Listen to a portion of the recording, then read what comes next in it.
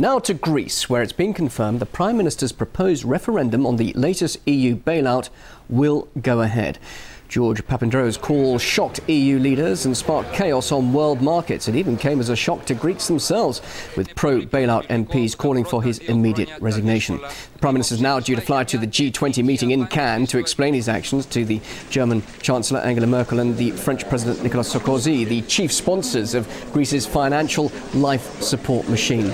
Well, for more on where this now puts the Eurozone, I'm joined live from Toronto. Anthony Weil is the founder and editor-in-chief of the dailybell.com. Well, after all that's been done, both by Athens and by the EU, to keep Greece afloat, just why would George Papandreou, a staunch Euro-backer, call for a referendum that in all likelihood is going to undo everything? Well, I'm not sure what the actual personal motivation was that George Papandreou had to make that move, but I, for one, endorse the move. I believe that the people of Greece should be the ones who determine their future, and not the Eurocrats who are trying to gain even more control and centralized power over the various nation states within the EU. So Papandreou, by giving his people at least the opportunity to make a decision for themselves as to whether or not perhaps even they want to remain in the EU, is probably in the best interest of the people of Greece, and maybe not welcome so much. Exactly, Ante, I was going to ask you. You say let the Greek people make the decision which is in their interest, but of course that decision is now being seen as one that could in fact lead to the collapse of the Eurozone and affect all the Eurozone members. And I say to that, that's a welcome situation if it happens. I mean, the Eurozone is a stepping stone towards one world governance. And the fact is, you cannot take these various nation states with various cultural backgrounds and needs and desires on an individual level, forget about it on a national level, and expect to put them all into a basket and to accept federalized control via Brussels that is in the best interest of the people on a localized level. The Eurozone is a planned experiment that has come into being ever since World War II, which is all about generating one world power for the money power itself, who stands behind the central banks of the world. And central banking and the money power that stands behind it is at the root of the Eurozone experiment.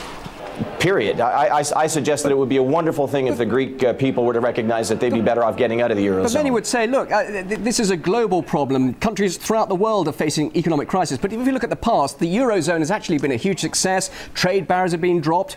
People can be employed in various countries around Europe. It actually has been a success despite what's happening now. And what we're seeing is the Eurozone itself showing some sort of unity and an effort to keep it all together.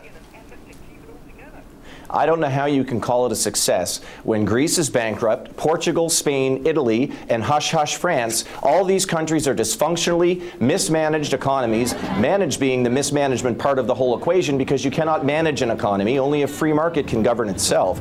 And these economies are they're looking for more centralized control.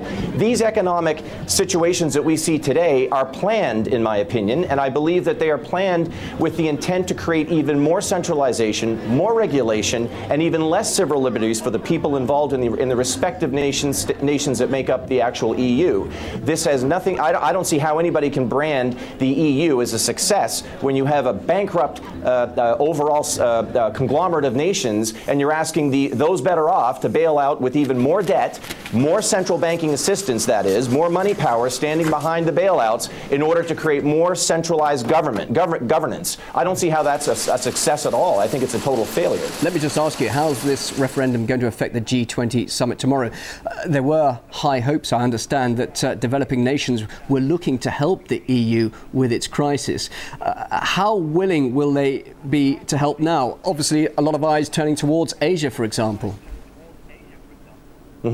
Well, as far as the referendum is concerned, I would look back at what happened in Ireland and what happens when a nation decides to vote negatively against anything that comes out of Brussels or an EU superstate type of solution.